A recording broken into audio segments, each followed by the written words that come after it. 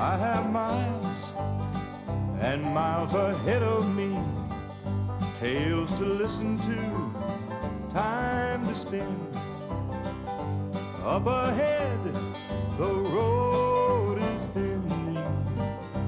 Wonder what's around the bend. Hello, I'm Charles Kuralt. We're off again to meet a few people on the back roads of America. These are people you know, not from the front pages. They've never been on the front pages. They're people you know from next door and down the block. Their stories are some of my favorites from 25 years on the road. For oystermen, the waters of Chesapeake Bay are becoming quieter and lonelier every day. The skipjacks of the oyster fleet still sail, but just barely. For quiet and reflection, nothing beats a walk down the old streets of Charleston, South Carolina. There is much history here and the memory of much pain. What? We'll ride a miniature railroad in California where the memory of an old railroad man named Billy Jones still powers an old locomotive named Betsy. One of you move! Don't stand there looking down there, man. We'll stop off for lunch at Jerry's Place in Chicago. Hold the heartburn. Come with me, sir. This is it. Right here. There's a man. Wake up. First, we'll visit with a man in California for whom every day is Christmas. Every year at this time, hundreds of toys are left here at the Modoc County Courthouse for any kid who wants them. Only one man can do a thing like that, of course, St. Nicholas. Around here, St. Nicholas wears boots and a battered cowboy hat and a 2-day growth of beard. His name is George Wilcox, and if he looks more like an old sheep rancher than Santa Claus to you, that's because he used to run sheep on 780 acres up here at the head of Deep Creek near Cedarville. 7 years ago, his doctor told him the sheep had to go, so George Wilcox sold off the sheep, sold off the acres, and started looking around for something to do. Every day for 7 years, George Wilcox has fixed a toy. Some days he's fixed 2 or 3 toys. Days when he gets tired of fixing toys, he makes toys from scratch. He says that what he knows about is sheep, not toys, but he flails away with hammer and pliers and paint and glue until he's got it about right. He does this all day, every day.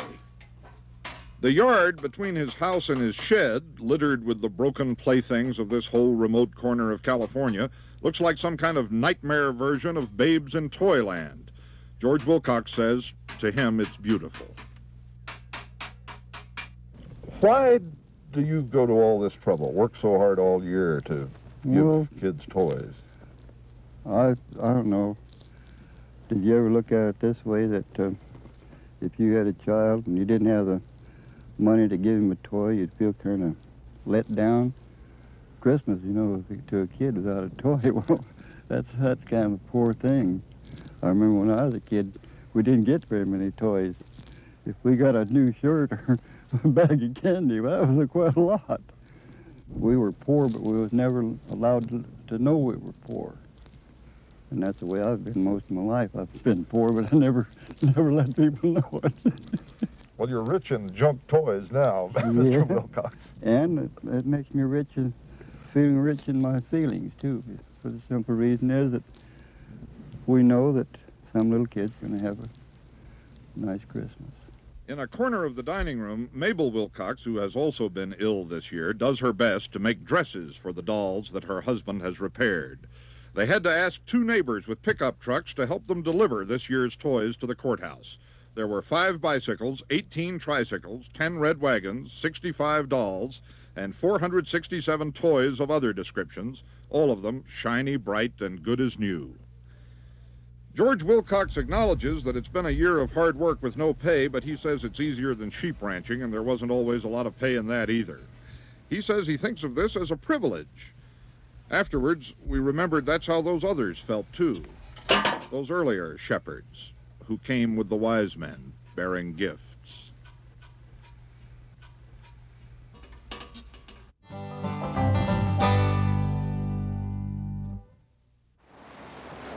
Here on the Chesapeake Bay today, they rolled back time, back to the 1800s. They did it with the boom of a cannon. And there were the skipjacks, often racing, their long, graceful bowsprits slanting across the starting line in the annual race of the Chesapeake Bay oyster fleet. Because of the Maryland law that most oyster dredging must still be done under sail, these 19th century craft are all still working boats. But they work in the winter. Today, they race with a crew of friends and relatives, mostly getting in the skipper's way. We got in the way of Captain Clifton Webster, who's been a waterman on the Chesapeake long enough to duck a swinging boom without even watching it swing.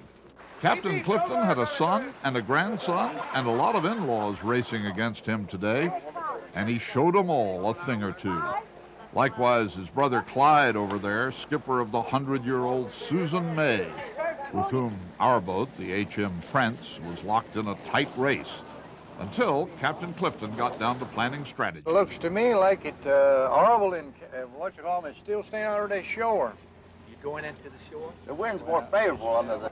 Skipjacks are America's last working sailboats. They are broad-beamed and cross-planked and flat-bottomed for sturdiness, not for speed. But they let out all the reefs today, and we will say for the H.M. Prince that in the course of the afternoon, she passed a few boats. Nowadays, as Captain Webster knows very well, there are not many skipjacks left to pass. There used to be a lot more of these skipjacks. Oh, my blessed, yes, sir. I can remember when I was a boy, did right in Tangier Sound here, we used to work. When I was with my father, we used to work with 200, just working right on one oyster rock.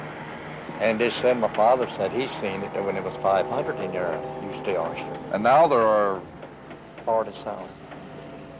That's how much that people's gone, boats is gone, and nobody building them. on a day like this, a waterman seems to be the thing to be, but I imagine it gets pretty cold when you're working in the winter, doesn't it? You can save that towards. Yes, sir, we've been out there some days that the oysters, when you wound them in on deck, they were just same as a lump of ice. That cold. It's a lot better to be in a race in September, if you ask me. I would think so, yeah. Yeah, you said a point there, that's right. Oh, there were certain distractions for a captain out here today, among them Miss Delmarva and Miss Chesapeake, and a young woman who must go through life remembering that she was Miss Crustacea. If this breeze holds up, we're catching them gradually. And there was plenty of advice for Captain Webster from the Sunday sailors. The America's Cup, this wasn't, and so finally we lost. At the finish, we were 6th behind the winners, the F.C. Lewis and the Rosie Parks. Never mind, the H.M. Prince had a glorious day. This November, she'll be back to the drudgery of dragging dredges over oyster beds. Today she sailed. It happens every day. Some innocent out-of-towner finds himself on Grand Avenue at noontime, wants a nice, quiet lunch, and decides he'll have it at Jerry's place. One of you move! Don't stand there looking! Down there, man! Down there, you're sir, up there. Up there, sir. Sir, come with me. Come with me, sir. This is it. Right here. There's a man. Wake up! And that is the worst mistake that out-of-towner could possibly make. Between 11:30 and 1 o'clock, Jerry's is not so much a delicatessen as a crucible in which office girls and hard hats and newspaper men and hippies and cops are crushed and insulted and manhandled, and only the strong survive. Down there!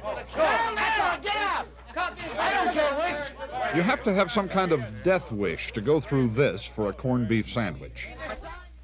Come with me! Get this stuff? Yes! Here we are! Tell them what you want! Give me a roast beef! The Lucifer of this inferno is Jerry Myers. His incredible mixed bag of customers aver that to know him is to love him. And he is lovable, sure enough. Shut up, Derek! Stop!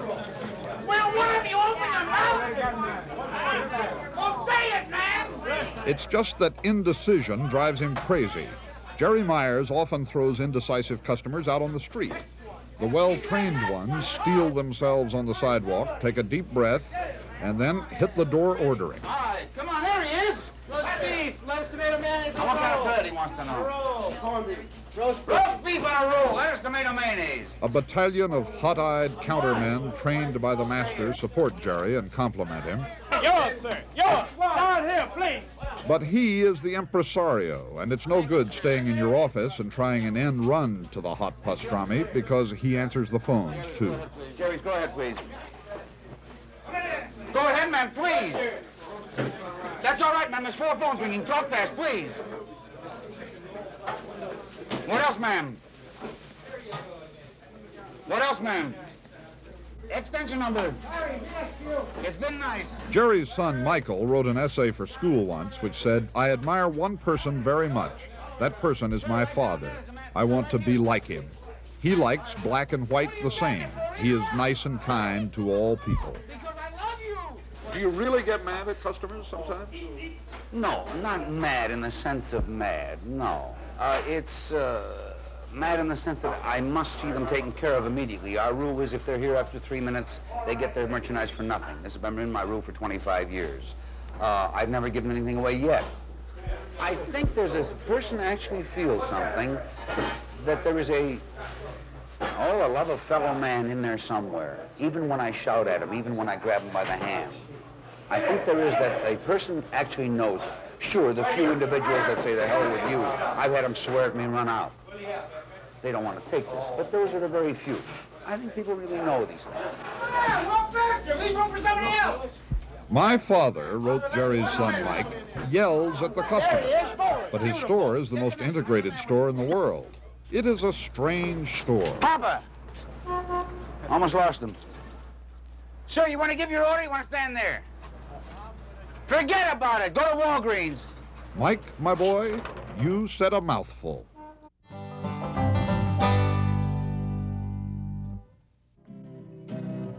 Tell you of a story born in 1884, in Redwoods by the river, rich in heritage and lore, of a man who loved railroads, cut his teeth on a logging car. From his roots that deep in the narrow gauge, he ventured out far.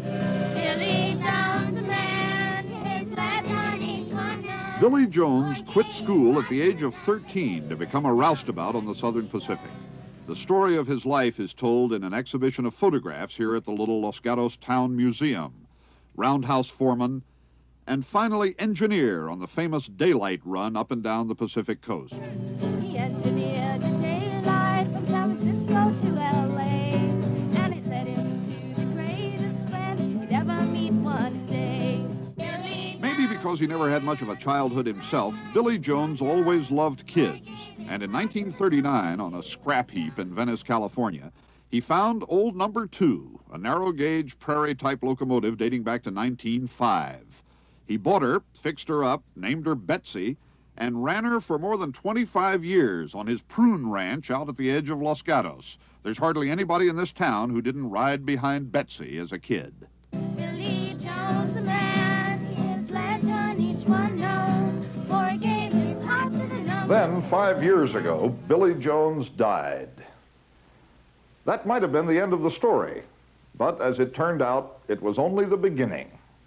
You see, all those former kids remembered, and right in the town park, they started building a railroad, narrow gauge, for a steam engine named Betsy.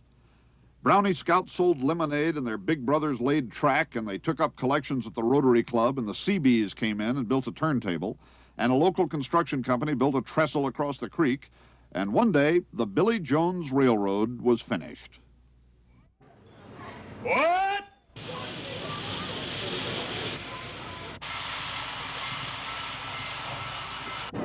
It runs every day now, full of kids, across the trestle and out on a mile-long round trip through Oak Meadow Park.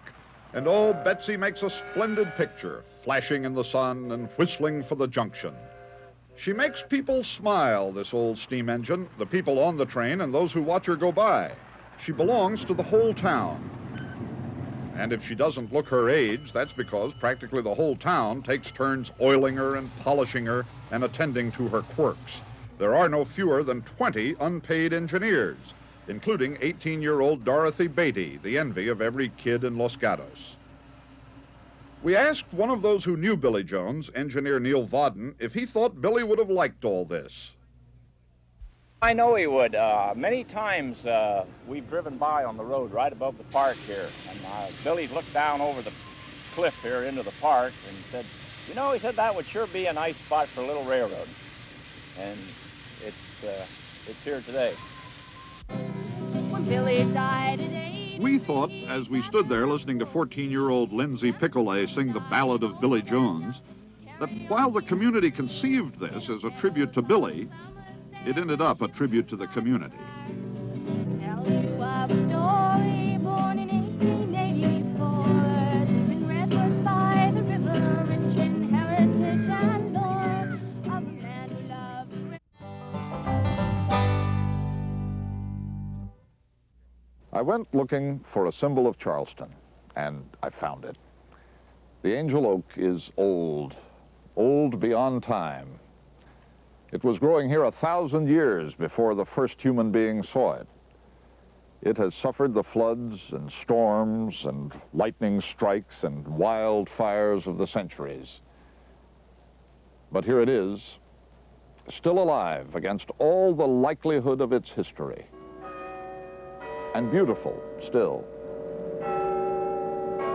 Charleston is just like that. In America, she is incomparable. This is an objective fact in the buffeting she has taken from the storms of time. And, this is a measured opinion, in beauty. Look at her. This is a city that was attacked by Indians in 1672. Down the years that followed, she was harassed by French privateers, besieged by Blackbeard's pirates, burned and looted by the British. Look at her, past the mouth of a cannon, which is the way so much of history has looked at her. Charleston started the Civil War, of course, by firing on Fort Sumter out here in the harbor, and that turned out to be the worst disaster of all. The Union subjected Charleston to a year and a half of nearly continuous bombardment, and when it was over, with walls in ruins and grass growing in the streets, I hope by some accident, General Halleck wrote to General Sherman, that Charleston may be destroyed and a little salt sown upon the site. When it was over, the carpetbaggers of Reconstruction rubbed in the salt. There were the hurricanes of 1700 and 1752 and 1885 and 1912, floods and fires without number, epidemics of smallpox and yellow fever, the earthquake of 1886, and the tornado of 1938. Charleston has spent her whole life ravaged by disaster or occupied by enemies, flooded and burned and shaken and shelled, most of her people too poor to paint and too proud to whitewash, they say here. And look at her. In her old age, Charleston knows that whatever affronts the world offers, she can accept and absorb and go on. In this one place, the American revolt against rank and birth has never entirely taken hold. Charleston still feels faintly superior. This is not a city which needs the fulfillment of broad avenues or busy streets or buildings which climb toward the sun. It's not a city for climbers. It's a city for poets. Charleston finds truth in a secluded garden and beauty in a spiral of old wrought iron. Of symbols, there are aplenty around here. The flags which have flown over Fort Sumter one by one and which fly all together now. The flags of union and of dissolution and of war.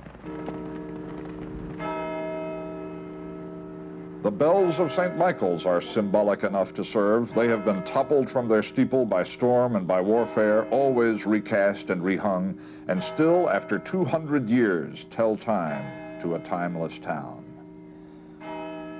But let the angel oak stand for Charleston, this old, indestructible tree, which has waited through so many winters now that it knows spring will always come.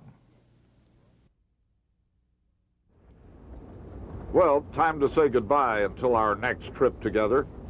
We've heard about a story up the road here, but we kind of hope we never get there. With luck, we'll stumble upon something more interesting along the way. I can see the road is bending. Wonder what's around the bend.